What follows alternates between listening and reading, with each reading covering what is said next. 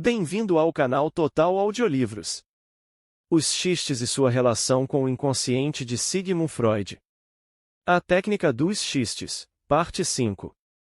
A técnica dos xistes absurdos que temos até aqui considerado consiste, portanto, em apresentar algo que é estúpido e absurdo, seu sentido baseando-se na revelação e na demonstração de algo mais que seja estúpido e absurdo.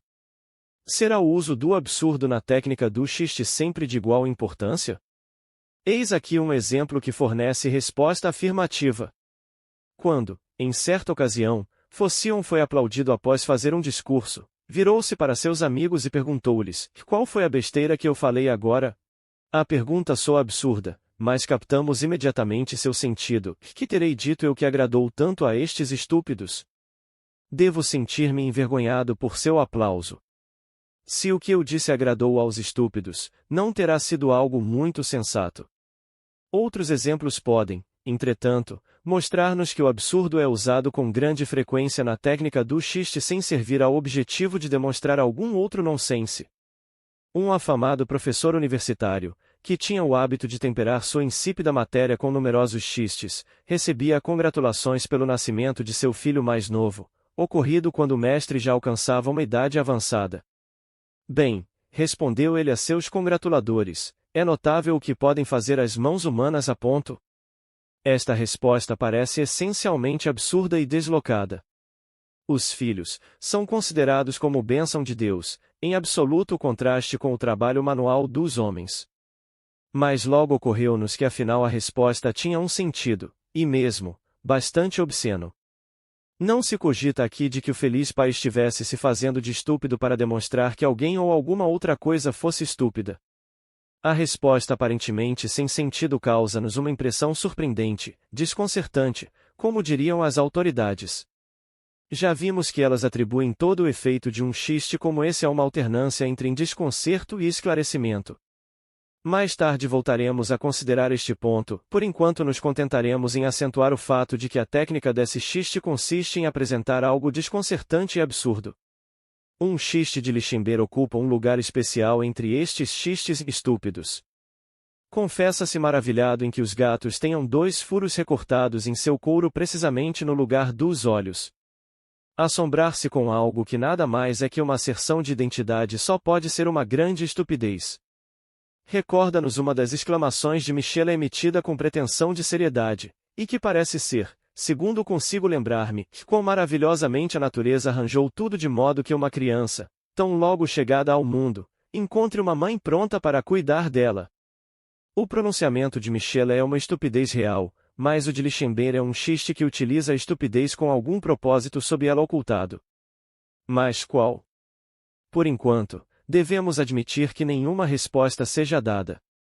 Já sabemos agora pela consideração de 2 grupos de exemplos que a elaboração do xiste utiliza desvios em relação ao pensamento normal, o deslocamento e o absurdo, como métodos técnicos de produzir uma forma xistosa de expressão. É sem dúvida justificável esperarmos encontrar outros tipos de raciocínio falho utilizados similarmente. De fato, é possível apresentar alguns exemplos da espécie. Um cavalheiro entrou em uma confeitaria e pediu um bolo, logo o devolveu, solicitando em seu lugar um cálice de licor. Bebeu e preparou-se para sair sem tê-lo pago. O proprietário o deteve. "O que você quer?", perguntou o freguês. "Você não pagou o licor. Mas eu lhe dei o bolo em troca. Também não pagou por este. Mas eu não o comi." Essa anedota apresenta também uma lógica aparente que, já o sabemos, é uma fachada adequada para semelhante raciocínio falho. O erro evidentemente consiste na conexão inexistente, construída pelo astucioso freguês, entre a devolução do bolo e a tomada do licor em seu lugar. O episódio fragmenta-se em 2 processos mutuamente independentes do ponto de vista do vendedor e mutuamente substituíveis exclusivamente do ponto de vista da intenção do freguês. Primeiramente ele toma o bolo e o devolve, nada devendo portanto por este, depois, toma o licor, e por este é necessário pagar. É possível dizer que o freguês tenha utilizado a expressão em troca com duplo sentido. Seria, entretanto, mais correto dizer que através do duplo sentido construiu ele uma conexão que não é, em realidade, válida. Eis a oportunidade de fazer um reconhecimento que não é destituído de importância. Ocupamo-nos da investigação da técnica dos xistes, como demonstrado por esses exemplos, e portanto devemos estar seguros de que os exemplos escolhidos constituem xistes genuínos. É verdade, entretanto, que para vários casos estamos em dúvida quanto a dever denominá-los xistes ou não. Não possuímos nenhum critério disponível até que nossa própria investigação nos forneça um. O uso linguístico não merece confiança, que ele próprio necessita que sua justificação seja examinada. Para chegar a uma decisão não podemos basear-nos em nada que não seja um certo sentimento, que podemos interpretar como significando que a decisão feita por nosso juízo concorda com um critério particular, ainda não acessível a nosso conhecimento. No caso do último exemplo devemos sentir-nos em dúvida quanto a representá-lo como um xiste, ou talvez como um xiste sofístico, ou simplesmente, um sofisma. A verdade é que não sabemos ainda em que reside a característica essencial do xiste. Por outro lado, o exemplo que segue, exibindo um tipo de raciocínio falho que podemos chamar de complementar ao primeiro caso, é indiscutivelmente um xiste. Mais uma vez, é a história de um agente matrimonial. O Shadchan defendia a jovem, por ele proposta, dos protestos do rapaz. Não gosto da sogra, dizia o último. Ela é uma pessoa desagradável e estúpida. Mas afinal você não vai se casar com a sogra. Quem você quer é a filha dela. Sim, mas esta não é jovem, nem se pode dizer que seja bonita. Não importa. Se ela não é jovem nem bonita, será por tudo isso mais fiel a você. Nem tem muito dinheiro. Quem está falando sobre dinheiro? Você vai casar-se com o dinheiro? Afinal, é uma esposa que você quer. Mas, ela tem também uma corcunda nas costas. Bom, e o que você quer mais? Não terá ela o direito de ter um único defeito? O que estava realmente em questão era a falta de beleza e juventude da moça, seu dote minguado e sua mãe desagradável, acrescido ao fato de ser a moça vítima de uma séria deformidade, condições bem pouco convidativas para se contratar um casamento.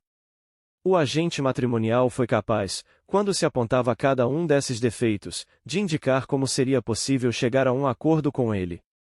Pôde então reivindicar que a indesculpável corcunda nas costas era o único defeito a que qualquer indivíduo teria direito. Uma vez mais, a lógica aparente caracteriza o sofisma e presume ocultar a falha do raciocínio. A moça claramente tinha defeitos, vários que poderiam ser desconsiderados e um impossível de descartar, e ela era incansável. O agente comporta-se como se cada defeito, em separado, fosse eliminado por suas desculpas, enquanto na verdade cada um deles deixava para trás uma certa cota de depreciação a somar com a que se lhe juntava em seguida. Insistia, pois, em tratar isoladamente cada defeito e recusava-se a adicioná-los num total. A mesma omissão é o núcleo de outro sofisma a propósito do qual muito se tem rido, embora se deva duvidar da correção quanto a chamá-lo xiste. A. Tomou emprestado de B um caldeirão de cobre e após devolvê-lo foi acionado por B, já que o caldeirão tinha agora um grande furo que o tornava inutilizável. Sua defesa foi, e em primeiro lugar nunca tomei emprestado um caldeirão de B, e em segundo lugar o caldeirão já estava furado quando eu o peguei emprestado, e em terceiro lugar, devolvi-lhe o caldeirão intacto a... Cada uma destas defesas é válida por si, mas reunidas excluem-se mutuamente. A estava tratando isoladamente o que se devia considerar um conjunto tal como o agente matrimonial faz com os defeitos da moça. Podia-se dizer, e a usou um a e aonde era possível um a ou a ponto. Encontramos outro sofisma na seguinte história de um agente matrimonial. O noivo presuntivo lamentava-se que a noiva tivesse uma perna mais curta que a outra e mancasse. O Shadchan contrapôs-lhe, e você está errado. Suponha que despose uma mulher com pernas direitas, saudáveis. Que ganha você com isso? Não há de ter nunca a certeza de que alguma dia ela não caia, quebre a perna e torne-se coxa pelo resto da vida. Imagine o sofrimento, o transtorno, a conta do médico. Mas se você aceita esta noiva, isso não pode acontecer-lhe. Eis aqui um fait accompli. A aparência lógica neste caso é muito tênue e ninguém se prontificará a preferir uma desgraça já cumprida à sua mera possibilidade. O defeito nesse processo dedutivo pode ser facilmente demonstrado em um outro exemplo. uma história que não posso inteiramente despir de seu dialeto. No templo de Cracóvia, o grande rabino N estava sentado a orar com seus discípulos. Repentinamente emite um grito e exclama em resposta às ansiosas perguntas de seus discípulos: nesse exato momento morreu o grande rabino Eli Lemberg. A comunidade vestiu luto pelo morto. Poucos dias depois indagou-se de pessoas recém-chegadas de Lemberg como morrera o rabino, o que lhe sucedera de mal. Tais pessoas nada souberam informar, pois tinham-no deixado no melhor de sua saúde. Afinal ficou-se sabendo com certeza que o rabino Eli de Lemberg não morrera no momento em que o rabino N telepaticamente assistira à sua morte, já que estava ainda vivo. Um forasteiro aproveitou a oportunidade para zombar de um dos discípulos do rabino de Cracóvia a respeito da ocorrência. Seu rabino cobriu-se de ridículo em ter visto a morte do rabino Eli de Lemberg. O homem está vivo até hoje. Isso não faz diferença, replicou o discípulo. Seja o que for que você diga, foi magnífico o culto da Cracóvia a Lemberg. O raciocínio falho, comum aos dois últimos exemplos, é admitido aqui sem disfarces. Exalta-se indevidamente o valor da fantasia em comparação à realidade, faz-se praticamente equivaler uma possibilidade a um evento real. A visão à distância, superando a extensão de campo que separa Cracóvia de Lemberg, teria sido impressionante façanha telepática se fora de fato verdadeira. Mas o discípulo não se preocupa com isso. Afinal, bem poderia o rabino de Lemberg ter morrido no momento em que o rabino de Cracóvia anunciava sua morte, e o discípulo desloca então a ênfase da condição necessária para a admiração que a façanha mereceria para uma incondicional admiração da façanha. Imagnis rebus voluisse sat est expressa um ponto de vista semelhante. Tal como nesse exemplo a realidade é desconsiderada em favor da possibilidade, no primeiro caso o agente matrimonial sugere ao noivo presuntivo que a possibilidade de uma mulher tornar-se coxa por via de um acidente deve ser considerada como algo bem mais importante que a questão de ela ser efetivamente coxa ou não. Esse grupo de raciocínios sofísticos indefeituosos é semelhante a outro interessante grupo em que se pode descrever como é automático um raciocínio falho. Talvez não seja mais que por um capricho do acaso que todos os exemplos a serem apresentados desse novo grupo sejam, uma vez mais, histórias de Shadchan. Um Shadchan devendo propor a alguém uma noiva levou consigo um auxiliar, que confirmasse tudo o que ele tinha a dizer. Ela é esbelta como um pinheiro, disse o Shadchan. Como um pinheiro, repetia o eco. E tem uns olhos que merecem ser vistos. Que olhos ela tem? Confirmava o eco. Melhor educada que qualquer outra. Que educação! Bem, é verdade que há uma coisa, admitiu o agente, ela tem uma pequena corcunda. E que corcunda? O eco confirmou uma vez mais. Outras histórias são análogas, mas têm mais sentido. O noivo, ficando muito desagradavelmente surpreso quando a noiva lhe foi apresentada, chamou o agente a um canto e cochichou-lhe suas censuras. Por que você me trouxe aqui? Perguntou recriminadoramente. Ela é feia e velha, vesga, tem maus dentes e olhos remelentos, não precisa abaixar a voz, interrompeu o agente, ela é surda também a ponto? O noivo fazia sua primeira visita à casa da noiva em companhia do agente, e enquanto aguardava no salão que a família aparecesse, o agente chamou sua atenção para um armário com portas de vidro onde se exibia o mais fino conjunto de peças de prata. Veja. Olhe lá. Por estas coisas você vê como são ricos. Mas, perguntou o desconfiado jovem, não seria possível que estas coisas finas tivessem sido reunidas apenas para esta ocasião, que elas fossem tomadas emprestadas para dar impressão de riqueza? Que ideia, protestou o agente. Quem você acha que emprestaria alguma coisa a essa gente? Nos três casos a mesma coisa ocorre. Uma pessoa que estava reagindo sempre da mesma forma, várias vezes em sucessão, repete tal modo de expressão na ocasião seguinte, quando este é inadequado e prejudicial às suas próprias intenções. Negligência adaptar-se às necessidades da situação, cedendo ao automatismo do hábito. Assim, na primeira história o auxiliar esquece-se de que acompanhava o agente a fim de prejudicar o noivo presuntivo em favor da noiva proposta. E já que no início ele cumprirá sua tarefa sublinhando as qualidades da noiva pela repetição, a cada vez, do que dela se dizia, prosseguindo por enfatizar sua corcunda, timidamente admitida e que ele devia ter minimizado. O agente na segunda história está tão fascinado pela enumeração dos defeitos e enfermidades da noiva que completa a lista com dados de seu próprio conhecimento, embora este não fosse seu negócio ou seu propósito. Na terceira história, o agente deixa-se levar a tal ponto pela ânsia de convencer o jovem da riqueza da família que, a fim de demonstrar um argumento confirmatório, traz à baila algo que fatalmente lançará por terra todos os seus esforços.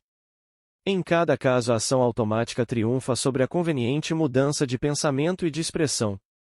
Isto é fácil de ver, mas há de ter um efeito perturbador quando notarmos que as três histórias têm tanto direito a serem chamadas incômicas enquanto nós de apresentá-las como xistes. O desvelamento de automatismo psíquico é uma das técnicas do cômico, exatamente como qualquer tipo de revelação ou autotraição. Repentinamente somos defrontados a esse ponto pelo problema da relação dos xistes com o cômico, relação que pretendíamos evitar. São tais histórias apenas incômicas e não enxistosas. Estará a comicidade aqui operando os mesmos métodos dos xistes? E, novamente, o que constitui a característica peculiar dos xistes? Devemos manter em vista que a técnica deste último grupo de xistes que examinamos consiste simplesmente na revelação do raciocínio falho. Mas somos obrigados a admitir que seu exame levou-nos muito mais à obscuridade que à compreensão. Contudo, não abandonemos nossa esperança de que um conhecimento mais completo das técnicas dos xistes nos levará a um resultado que possa servir de ponto de partida a ulteriores descobertas. Os próximos exemplos de xistes, pelos quais prosseguiremos nossa investigação, oferecem uma tarefa mais fácil. Sua técnica, em particular, evoca-nos o que já conhecemos.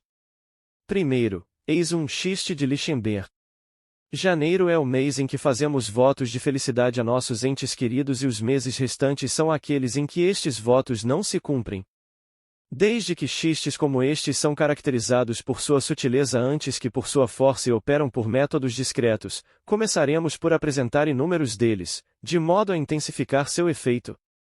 A vida humana divide-se em duas metades. Na primeira desejamos a vinda da segunda, na segunda desejamos a volta da primeira. A experiência consiste em experimentar o que não desejávamos experimentar. Os dois últimos são de Fischer, 1889. Esses exemplos lembram um grupo de que já tratamos, caracterizado pelo uso múltiplo do mesmo material. Em particular, o último exemplo levantará a questão de por que não o incluímos naquele grupo em vez de introduzi-lo aqui em uma nova conexão. A experiência é novamente descrita em seus próprios termos como fora anteriormente o enciúme. Não me inclino por discutir muito seriamente essa classificação. Mas no que concerne aos outros dois exemplos, que são de natureza semelhante, penso que um outro fator é mais notável e mais importante que o múltiplo uso das mesmas palavras, que nesse caso nada tem a ver com o duplo sentido. Gostaria particularmente de acentuar que aqui se agenciam novas e inesperadas entidades, inter-relações de ideias, definições efetuadas mutuamente ou por referência a um terceiro elemento comum. Gostaria de denominar em unificação a esse processo que é claramente análogo à condensação pela compressão nas mesmas palavras. Assim, as duas metades da vida são descritas através de uma relação mutual que se descobre existir entre elas. Na primeira desejamos que a segunda viesse e na segunda desejamos que a primeira voltasse. Falando mais precisamente, duas relações mutuais muito semelhantes foram escolhidas para a representação. A similaridade de representação corresponde à similaridade das palavras que pode de fato recordar-nos o uso múltiplo do mesmo material, e desejar vinda em desejar volta. No xiste de Lichtenberg, o mês de janeiro e os meses que com este contrastam são caracterizados por uma, outra vez, modificada, relação com um terceiro elemento, os votos de felicidade, recebidos no primeiro mês e não cumpridos nos demais. Eis, muito nítida, a distinção em relação ao uso múltiplo do mesmo material, que faz aproximar o duplo sentido. Eis um claro exemplo de xiste de unificação que dispensa qualquer explicação. O poeta francês J. B. Rousseau escreveu uma ode à posteridade. Voltaire era de opinião que o poema não merecia sobreviver e chistosamente comentou, e esse poema não alcançará seu destinatário. Fischer, 1889, 123. Esse último exemplo chama atenção para o fato de que é essencialmente a unificação que jaz ao fundo dos xistes que podem ser descritos como em respostas prontas. Pois a réplica consiste em que a defesa, ao se encontrar com a agressão, vira a mesa sobre alguém ou empaga alguém com a mesma moeda, ou seja, consiste em estabelecer uma inesperada unidade entre ataque e contra-ataque. Por exemplo, um estalajadeiro tinha um panarício no dedo e um padeiro lhe disse: "Você deve tê-lo arranjado pondo o dedo em sua cerveja." "Não foi por isso", retrucou o estalajadeiro, "é que meti um pedaço do seu pão debaixo de minha unha." Uber Osters, 1900. Um sereníssimo estava dando uma volta por suas províncias e notou na multidão um homem, extraordinariamente semelhante à sua própria nobre pessoa. Acenou, convocando-o, e perguntou-lhe: "Sua mãe esteve alguma vez a serviço do palácio?" "Não, Alteza", foi a réplica, "mas meu pai esteve." Em um de seus passeios a cavalo aconteceu ao Duque Charles de Württemberg encontrar um tintureiro, ocupado em seu ofício. Apontando o cavalo cinza que estava cavalgando, o Duque bradou: "Pode tingi-lo de azul?"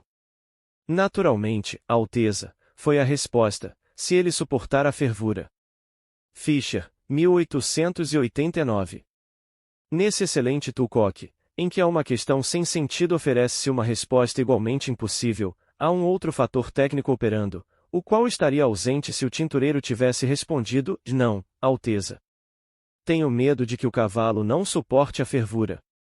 A unificação tem um outro instrumento técnico, de muito especial interesse, a seu dispor, a conexão pela conjunção em E.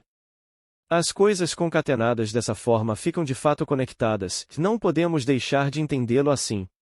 Por exemplo, quando Heine comenta sobre a cidade de Göttingen em Arzreise, falando de um modo geral, os habitantes de Göttingen dividem-se em estudantes, professores, filisteus e asnos, tomamos este grupamento exatamente no sentido que Heine enfatiza em um acréscimo à sentença, e essas quatro classes estão divididas de forma absolutamente nítida.